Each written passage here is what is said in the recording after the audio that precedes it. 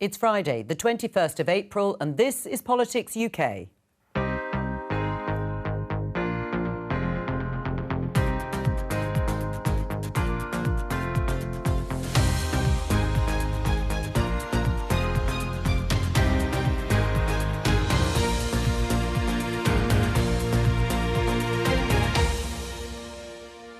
Welcome to your weekly roundup of parliamentary highlights. I'll be joined by our correspondent in Edinburgh, Jenny Davidson, and here in Westminster by our parliamentary correspondent, Sean Curran.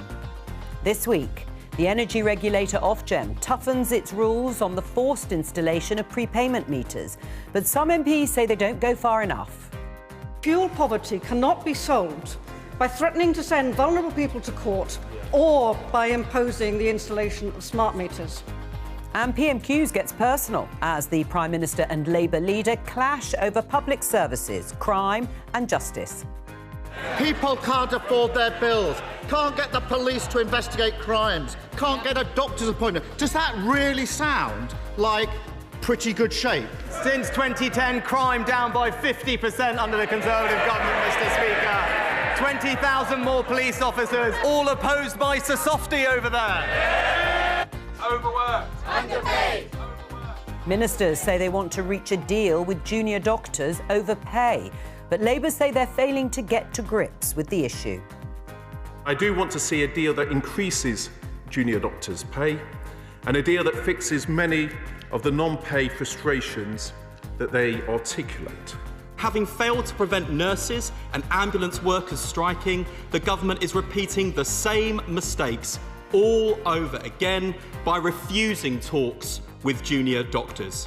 And in Scotland, Humza Yousaf sets out his priorities as First Minister during a somewhat difficult week for the SNP.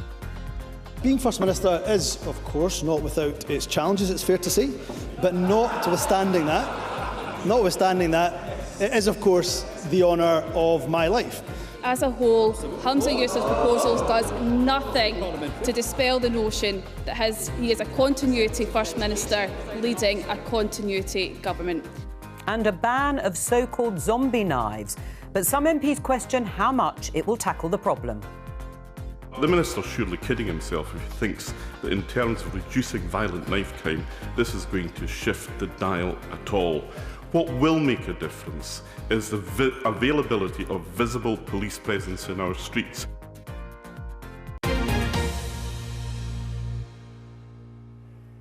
Let's start here in Westminster with Sean Curran. Sean, MPs are back from their Easter break, just as we're in the run-up to the local elections in May in England. And you could see that at PMQs. It was a pretty noisy, feisty event, wasn't it? It was an extraordinary noisy session, actually.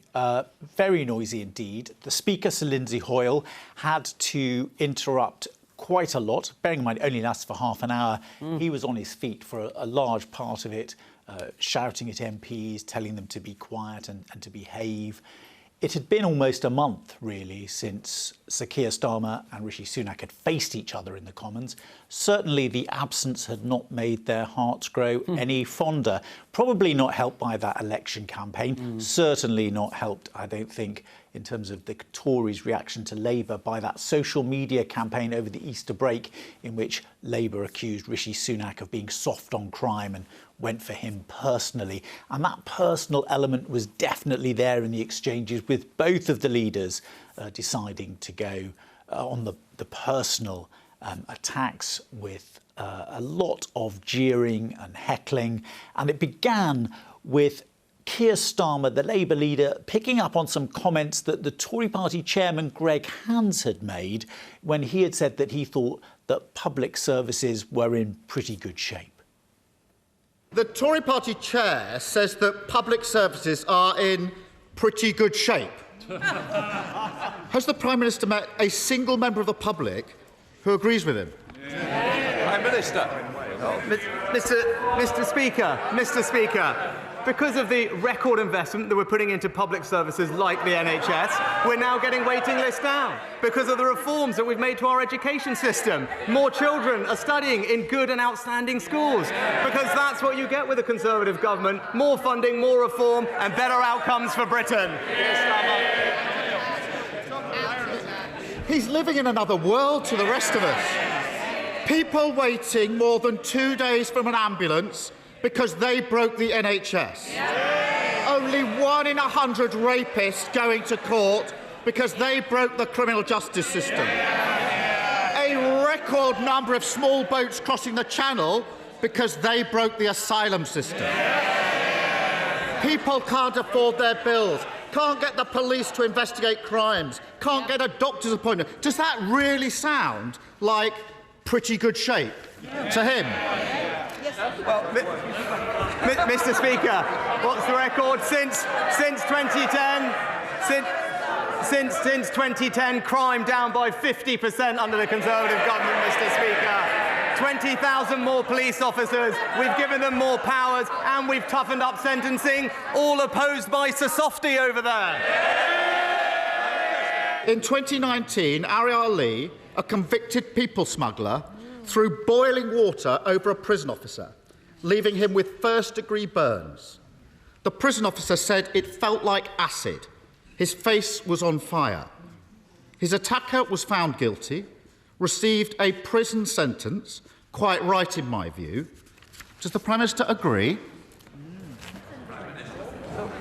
Well, Mr. Speaker, while record is clear on sentencing, it was this party and this government that passed the Sentencing Act last year. It toughened up sentences, and the average custodial sentence has now increased since 2010 by almost 2/3. For child sex abusers, it's up by 15 months, and for rapists, it's up by 2 years.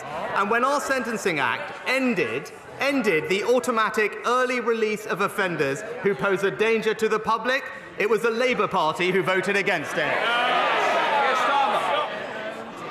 Well, the problem is, Prime Minister, Ariel Lee's sentence ended up being suspended. And anyone watching this would wonder why someone who violently attacks a key worker isn't behind bars. Well, the court judgment spelt it out. It's because it took 16 months for the attacker to be charged. That's ridiculous. And it took another 2 years before he was sentenced. Completely unacceptable. Can't the Prime Minister see that because they've lost control of the court service, because they've created the largest court backlog on record, he's letting violent criminals go free? Mr. Speaker, here's the record. We're cracking down on grooming gangs, and he's uncomfortable, Mr. Speaker, he's uncomfortable addressing. We toughen the law on sex offenders so they spend longer in prison. He voted against it, Mr. Speaker. And we've increased rape convictions by over 60%. Meanwhile, he attended 21 sentencing council meetings that watered down punishments. That's why they call him Sir Softy. Soft on crime, soft on criminals. Prime Minister, was it their refusal to stand alongside striking workers on the picket line, their acceptance of the economic damage being caused by Brexit, or perhaps their support for denying the people of Scotland the right to choose their own future, which led to the leader of the Scottish Conservative Party urging voters to back Labour? Well, Mr. Speaker, what we're doing is not getting distracted by the things that are going on elsewhere, and we're focused on delivering for the people of Scotland. We're making sure that we fund public services well with £1.5 billion extra in Barnett consequentials. We're making sure that we provide support with the cost of living. Now, I know, Mr. Speaker, at the moment, him and his party are focused on other matters. We're just going to motor on with the job. Tooth decay is the #1 reason that children over 4 end up in hospital.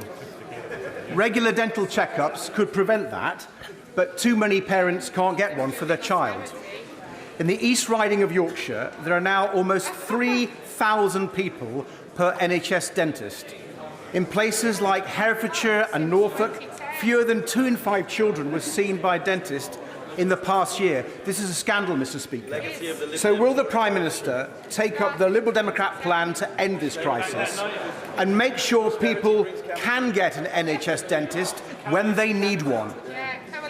Well, Mr. Speaker, the NHS recently reformed dentistry contracts, which will improve access for patients. Dentistry receives about £3 billion a year. There are around 500 more dentists delivering care in the NHS last year than the year before. He mentioned children. I'm pleased to say that almost 45% more children saw an NHS dentist in that year compared to the year before. Well, as you say, Sean, a noisy session of Prime Minister's questions. There's also been a lot of debate recently about the forced installation of prepayment meters. This week, the MPs were discussing a new code of practice, still voluntary, as I understand it, aimed at protecting the most vulnerable of households. Yes, the energy regulator, Ofgem, announced this week that it had got all of the energy companies to sign up to this voluntary code of practice, these guidelines, which would effectively mean an end to the most vulnerable people being put in a position where they were forced to have pay-as-you-go or prepayment meters. And you might remember that a little bit earlier in the year, the Times newspaper had a campaign, and they had video footage of people entering homes and basically forcing people to have these meters. And that then led to a temporary ban on the energy companies being allowed to go and get warrants that would allow them to enter people's homes without their consent. So it's been an issue that has been there for a while, and it's been causing concern. So we've got these new guidelines, and so that means that some people over the age of 85 or with serious health conditions, can't be forced onto the meters. But there was concern from charities, and indeed, as we'll hear from MPs, that these new rules, these new guidelines, don't go far enough. The new rules only ban forced installations for a very narrow group, and does not do so for what it calls medium risk groups. And I'm reading from the document here. That includes those with Alzheimer's, clinical depression, learning difficulties, multiple sclerosis, the elderly up to age 85, the recently bereaved, and those with the youngest children. How has he allowed this to happen?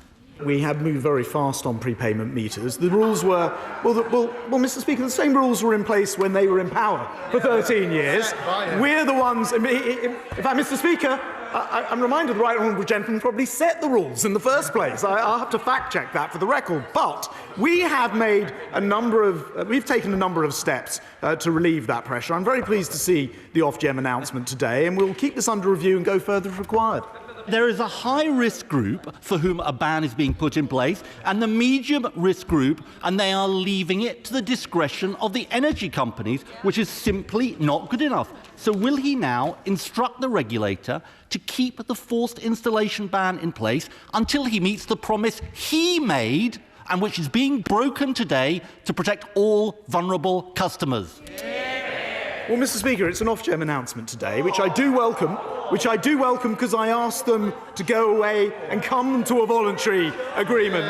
So it's actual action which makes a difference. But Mr. Speaker, what the right honourable gentleman will need to explain is how he will deal with the fact that if you don't have some sort of measure in place to allow people to install meters in order to manage those finances, how do you then deal with all the additional cases that would end up in court? As ever, simplistic answers in a complex world that I wouldn't expect him to even start to address. Fuel poverty cannot be solved by threatening to send vulnerable people to court or by imposing the installation of smart meters. When will he stop passing the blame to Ofgem? And when will he really start to support vulnerable people facing fuel poverty? One of the things I really do want to encourage is that we've given £400 support for vouchers, and I really would plea that all members here ask their constituents to come forward and get those £400 vouchers that they have not already received. An important debate there. We've also had confirmation this week, Sean, of proposals to ban the sale of machetes and so-called zombie-style knives in England and Wales. I mean, we've heard these announcements before, haven't we? Yes, and of course there are already laws in place. There's the Offensive Weapons Act that was passed in 2019. But ministers and other people, like the police, are concerned that there are loopholes in the law. And so what is going to happen, and what's been announced this week, is that over the next 7 weeks there'll be a consultation on changing the law to close these loopholes and to basically clamp down on knives like machetes and what are now being called zombie-style knives. So it's kind of complicated because we've heard proposals before about dealing with zombie knives. So these are knives that are designed to be menacing. And so the announcement was made this week, and we had a minister come to the Commons and take questions about the idea. We have identified certain types of machetes and large outdoor knives that do not appear to have a practical use and appear to be designed to look menacing and be favoured by those who want to use knives as weapons. We intend to ban those weapons. This will mean it will be an offence to import, manufacture, sell or supply any of these weapons. We also believe the criminal justice system should treat carrying prohibited knives and offensive weapons in public more seriously to better reflect the severity of the offences, and we are consulting on that point. We've heard it all before. We have. In 2016, the former Home Secretary pledged a ban on zombie knives. In 2017, the next former Home Secretary pledged another ban on zombie knives. In 2018, the then new Home Secretary pledged another ban. In 2021, the Home Secretary after that promised yet again to ban zombie knives. And now, déjà vu, we're promised yet another ban. The government is trying to legislate their way out of a problem caused by their cuts to police, cuts that have left us with 10,000 fewer neighbourhood police and PCSOs on our streets since 2015, and cuts everywhere from mental health to youth work. Is it any wonder that the public have lost faith in this tired government, weak on crime and weak on the causes of crime? The problem with this, and we always do it in this House, is we talk about words on a piece of paper. Unless the police actually prosecute and take action against people for possession of weapons, this problem will never be sorted out, and it could be any type of knife that you want.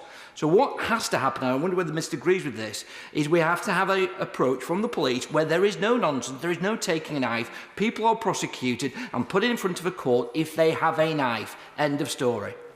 The measures in the consultation are eminently sensible, and I don't think there would be any challenge in any part of the House. But the Minister's surely kidding himself if he thinks that in terms of reducing violent knife crime, this is going to shift the dial at all. What will make a difference is the availability of visible police presence in our streets. When I've taken evidence from experts on the knife problems in my constituency of West Ham, they tell me it's about poverty. They tell me it's about child poverty. They tell me it's about the flourishing illegal drug trade that we just don't have a handle on. They tell me it's about the exploitation of children by county lines gangs. They talk about the lack of access to youth services and to mental health treatment as well. Yeah. Can I urge the Minister to look at this in a holistic way? Yeah. I was talking to officers again in Brixton in South London earlier today, talking about how they're going to use their extra officers. And the sergeant I spoke to from Lambeth was talking about how they're going to try and work with families, with young people as young as 9, who are beginning to head onto the wrong path. So I do agree those are exactly the kind of things we need to work on. Investment is being made, and I think we are on the right path. Thank you very much for now, Sean. Let's go to Edinburgh and catch up with our correspondent there, Jenny Davidson. It was a big week for the SNP, but not all of it very positive, was it, Jenny? Because Humza Yousaf, the new First Minister, setting out his priorities for government this week, but it was rather overshadowed by what else is going on with the SNP. That's right. It was Humza Yousaf's first major speech as First Minister, setting out his priorities for the next 3 years, but as you say, rather overshadowed on the day by the rest of the SNP's National Treasurer, Colin Beattie, that morning, although Colin Beattie was released later in the day without charge. But that's very much been the story of Humza Yousaf's leadership so far. He's had difficulty getting attention for his policies because of questions around the SNP's finances. Now, he did manage to make that policy statement on Tuesday, setting out his vision in kind of 3 key areas: equality, opportunity and community, corresponding roughly to tackling poverty, business and the economy and public services. And alongside those 3 areas, he also announced 3 changes to previous government policies. The deposit return scheme for bottles and cans is going to be postponed until March next year. Proposals for a ban on alcohol advertising shelved altogether, and plans for a national care service similar to the NHS also postponed. Being First Minister is, of course, not without its challenges, it's fair to say, but notwithstanding that, it is, of course, the honour of my life. And in my very first speech to this chamber after the result was announced, I made it clear that the people of Scotland's priorities will, of course, be my priorities too. And I've been clear from the outset that I intend on governing in the interests of the whole of Scotland. This government's work will be defined by 3 distinct and interdependent missions. Those missions, centred on the principles of equality, opportunity and community, require us to tackle poverty, to build a fair, green and indeed a growing economy, and to improve our public services. They will be central to our efforts over the next 3 years to improve the lives of the people of Scotland. The first mission, based on equality, is that we will continue to tackle poverty in all of its forms, and that we will substantially reduce child poverty in particular. As a whole, Humza Yousaf's proposals does nothing to dispel the notion that he is a continuity First Minister leading a continuity government. Tinkering around with Nicola Sturgeon's failing policy agenda and continuing to be led by the extremist Greens instead of delivering the fresh leadership Scotland needs right now. But what Humza Yousaf can't escape from is that he is not now running a functioning government. This is an SNP that is mired in scandal, mired in division, talking to themselves about themselves, and the crisis that now engulfs the SNP is not just an indication of how they govern their party, but also how they govern our country. A 16-year culture of command and control, of financial mismanagement, and a lack of transparency, meaning secrecy and cover-ups, often with devastating consequences. And as you can hear, even making a policy announcement in the chamber, very difficult for Humza Yousaf to get away from those questions about the SNP and about what's gone on before him.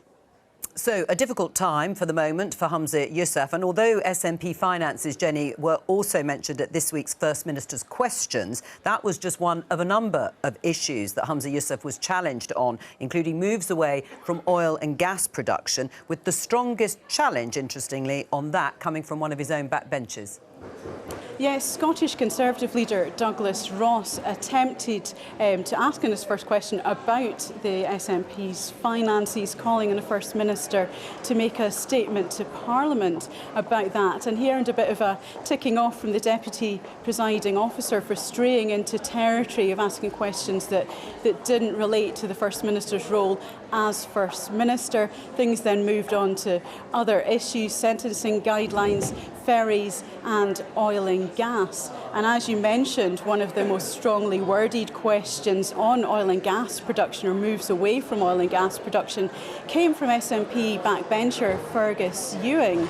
Now, Fergus Ewing used to be a government minister, but since moving to the backbench, he's become quite a thorn in the side of the government, quite often a critic of government policy, most recently around the deposit return scheme.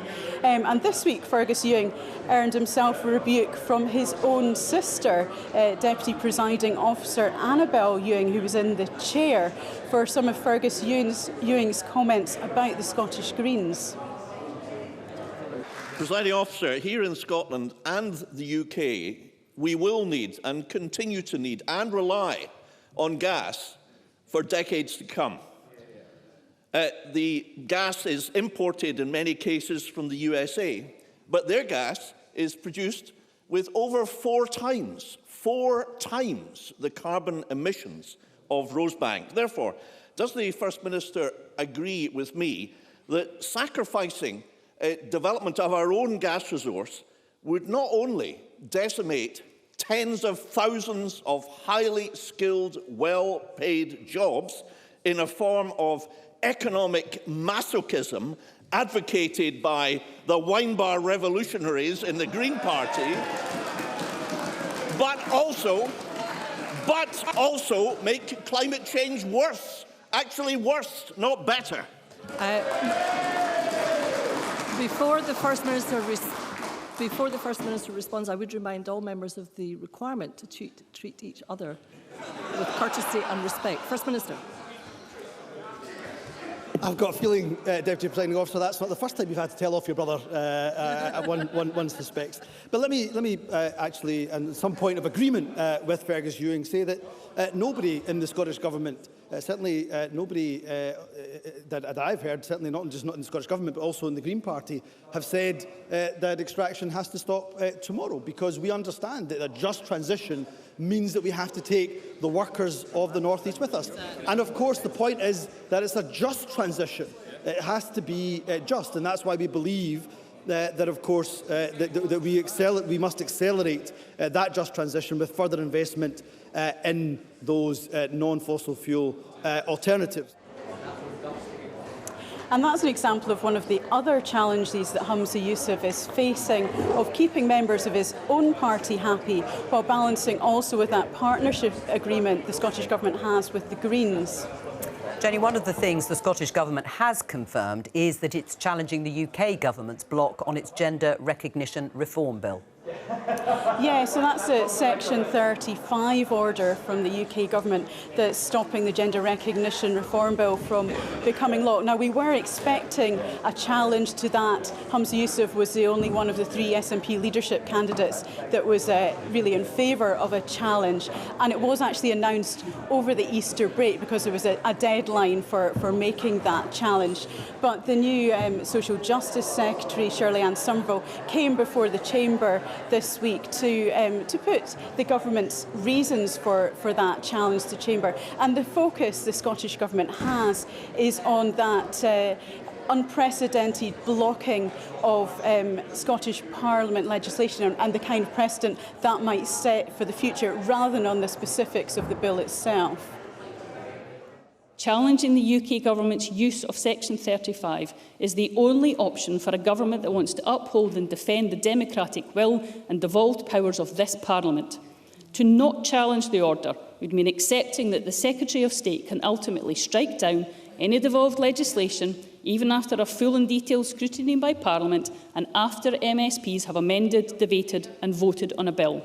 If after all that, one person can simply decide that a bill should not proceed without that decision being questioned, it sets a precedent that calls into question devolution itself. It is, of course, deeply disappointing that the Scottish Government has chosen to challenge the Section 35 order in the courts and is plainly doing so now to divert attention from the serious crisis that is currently engulfing the SNP.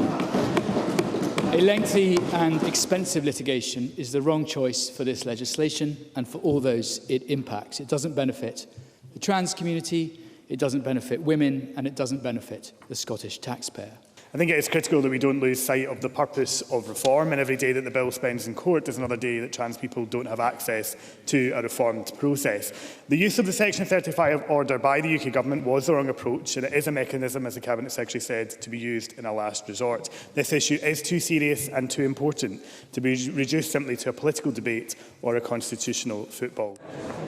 Now, not surprisingly, the Scottish Government doesn't want to reveal its legal advice on this. But the issue at hand is the UK Government needs to prove that the Secretary of State for Scotland has reasonable grounds for thinking that this would have an adverse effect on UK-wide law. And in the Scottish Government petition to the Court of Session, it said the concerns raised by the Secretary of State are irrational and there's an absence of evidence to support his claims. So that's the arguments on both sides. Jenny Davidson, thank you very much there at Holyrood in Edinburgh. Let's return to Westminster and back to Sean Curran. Now, MPs on all sides agree they want a solution, unsurprisingly, to the current dispute over junior doctors' pay, but there are differences of opinion on how it should be resolved. Yes. So the junior doctors went on strike when Parliament wasn't sitting during the Easter break. And when MPs came back to Westminster on Monday, obviously one of the first things they wanted to talk about was that strike. Now, at the time they had this discussion, they didn't know what the impact of the strike had been, because the information was being collected actually as they were discussing it. So later on we discovered that almost 200,000 appointments and procedures had to be postponed because of the industrial action.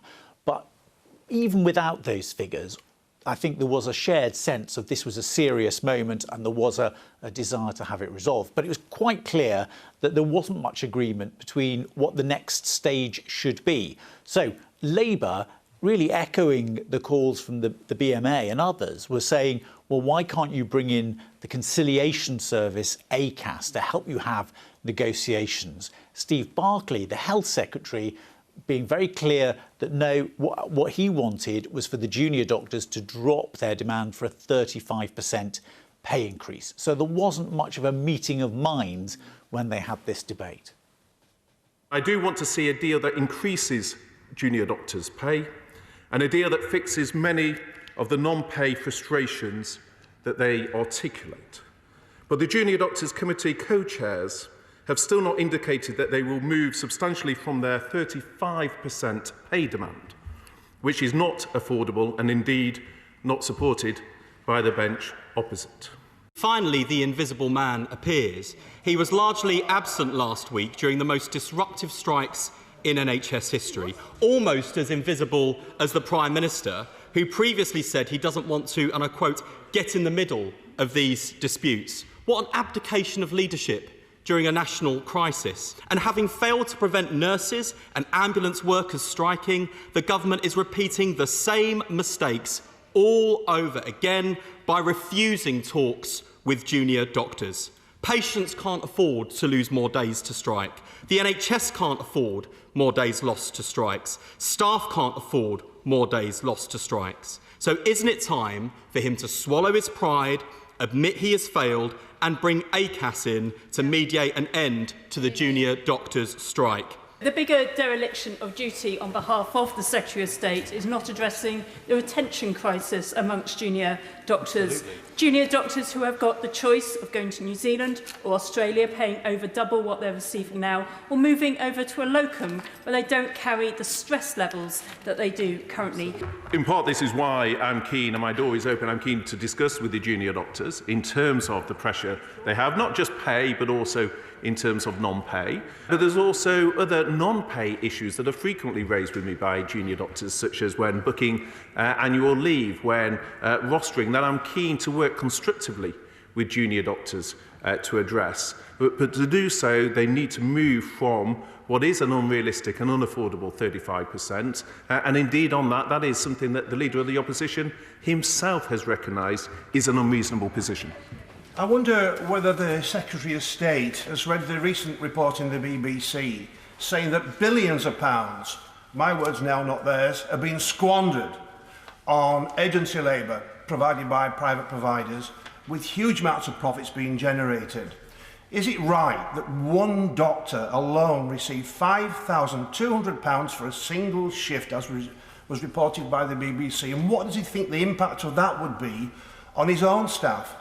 How can it be right that he's using bellicose language about the staff associations and unions while he's larding money into the pockets of the private agency providers? I am keen, like him, I'm sure, to bring down the cost of agency. That is why we've got the commitment to the NHS Workforce Plan. That is why I'm very keen to sit down constructively with the Junior Doctors Committee in exactly the same way that I did with the NHS Staff Council. Wouldn't it be far better if the BMA Junior Doctors Committee revised their ludicrous demand for 35%, got around the table and did their members some service by negotiating for a fair and reasonable pay offer? On the 5th of July, the British public will want to celebrate 75 years of our amazing NHS. But if they are still feeling the brunt of NHS strikes at that time, does the Secretary of State think it's right that he should still be at the dispatch box?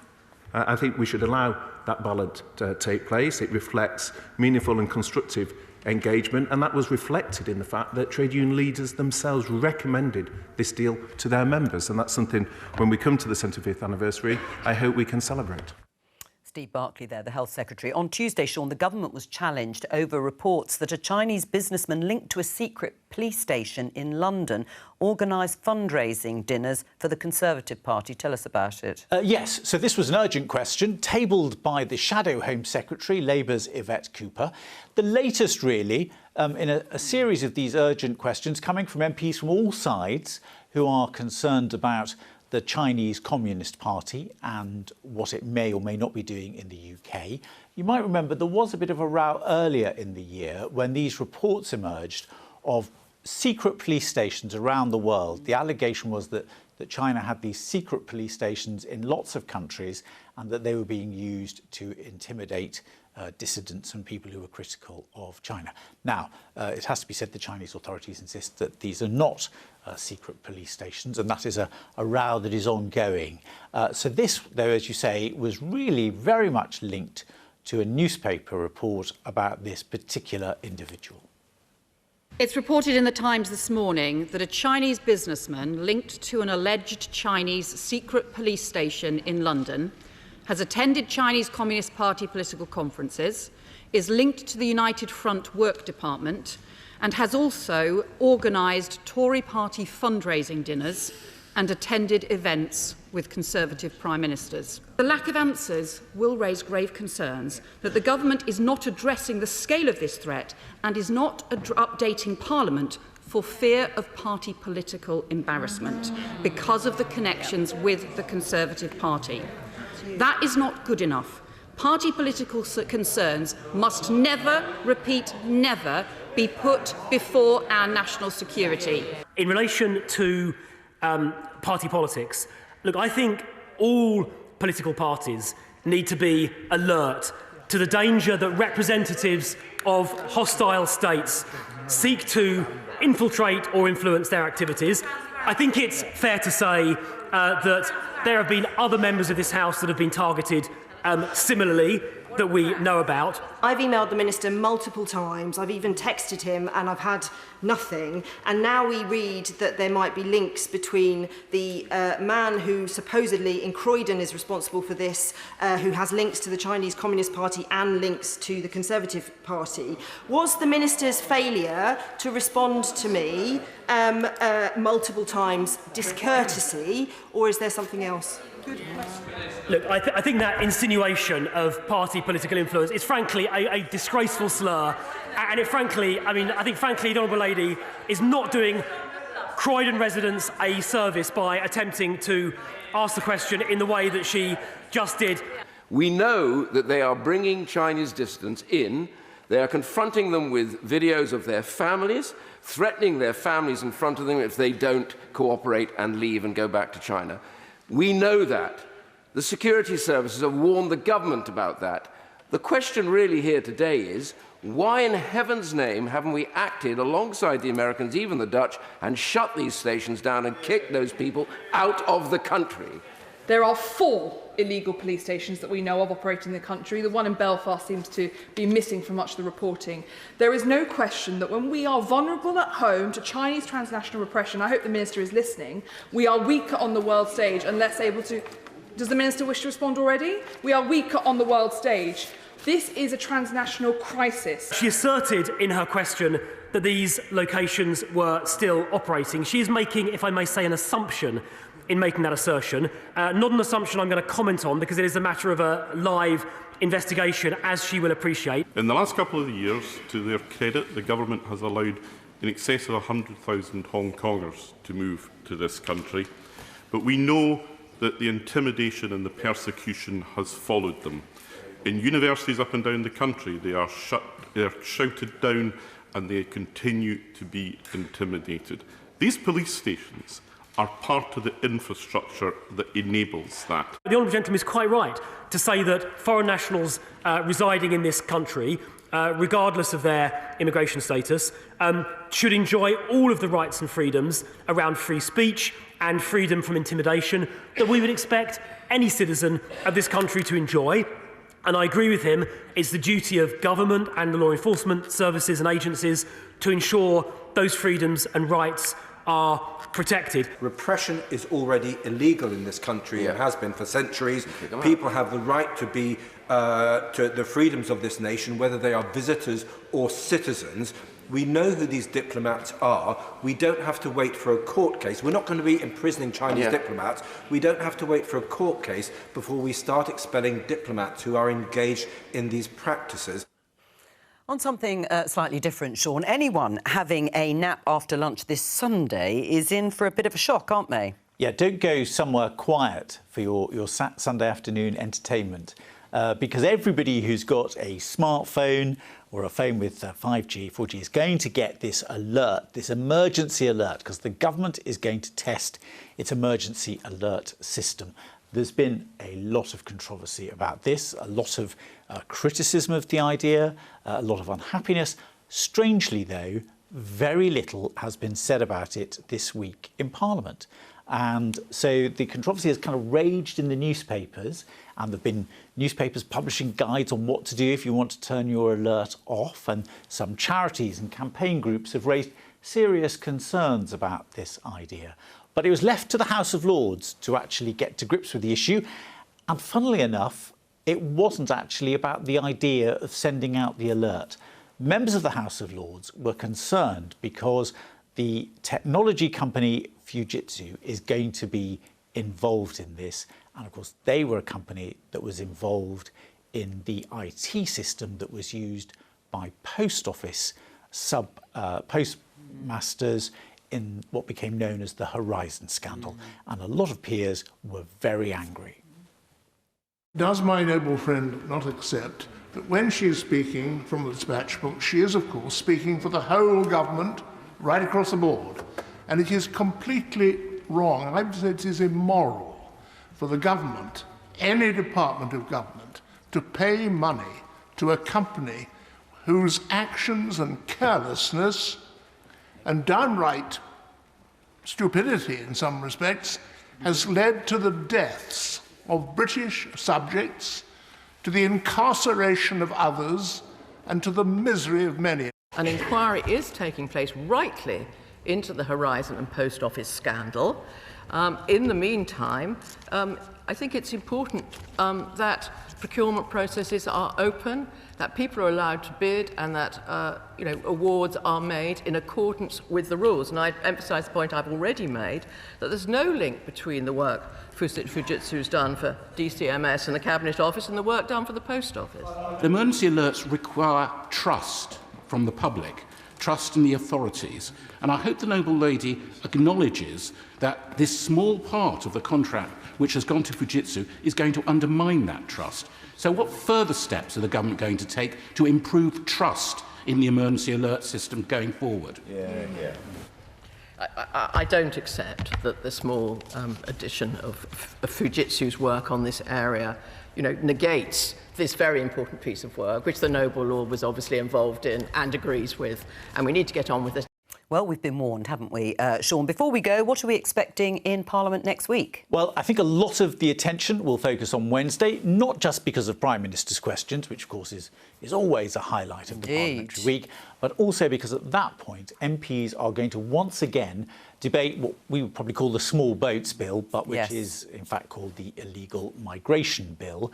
This will be an opportunity for the government to bring forward amendments, and it is widely expected that the government will bring forward an amendment that would allow ministers to ignore the interim rulings from the European Court of Human Rights, which have been so controversial when MPs have been talking about these small boat crossings and illegal migration. And the group of Conservative MPs who've been really pushing for this legislation to be toughened up and hardened, the suggestion is that they are now going to get some of what they want. So that'll be a very interesting debate. It could be very controversial. It is, of course, though, not the end of the whole argument and debate, because when they finish this week, that bill will then head to the House of Lords, where all sorts of changes could be introduced. Absolutely. They may go for some more amendments. Thank you very much, Sean. That's all we have time for on Politics UK for this week. I'll be back with Politics Live on Monday at 12:15 on BBC Two and iPlayer. Please join me then. Otherwise, have a very good afternoon.